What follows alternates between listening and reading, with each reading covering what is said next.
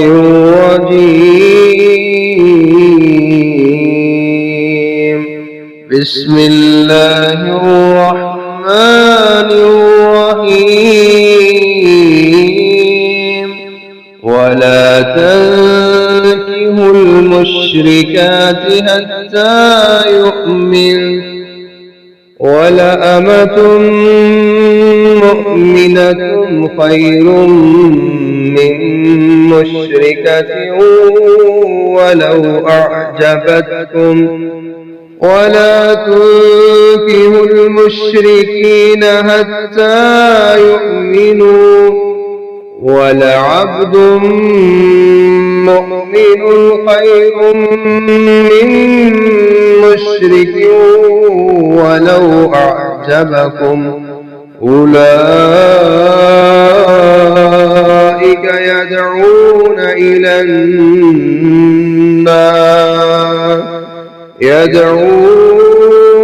الجنة والمغفرة بإذنه، ويبين آياته للناس لعلهم يتذكرون.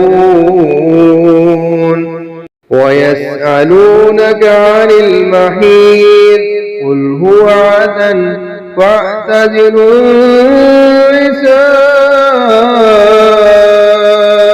في المحيض ولا تقربوهن حتى يطهرن، فإذا تطهرن فأتوهن من حيث أمركم الله، إن الله يحب التوابين ويحب المتطهرين. نساؤكم حرث لكم فأتوا حرثكم أنى شئتم، وقدموا لأنفسكم واتقوا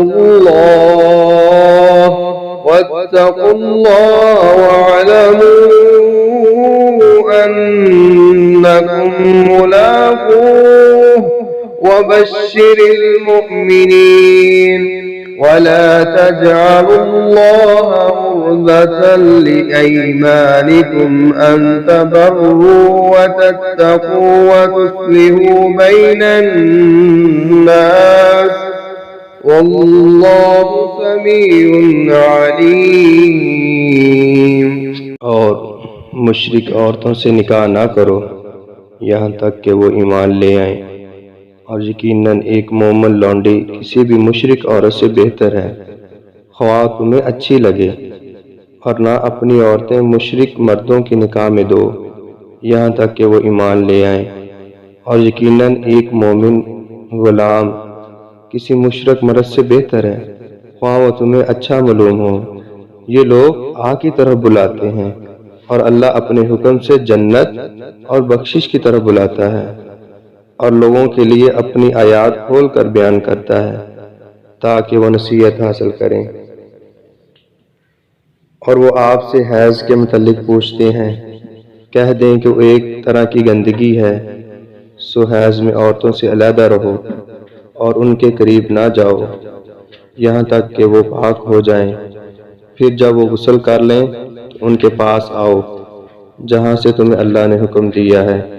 बेशक अल्लाह उनसे मोहब्बत करता है जो बहुत तौबा करने वाले हैं, और उनसे मोहब्बत करता है जो बहुत पाक रहने वाले हैं। तुम्हारी औरतें तुम्हारे लिए खेती हैं, सो अपनी खेती में जिस तरह चाहो आओ, और अपने लिए आगे सामान भेजो, और अल्लाह से डरो और जान लो कि यकीनन तुम उससे मिलने वाले हो, और ईमान वालों को खुशखबरी दे दे।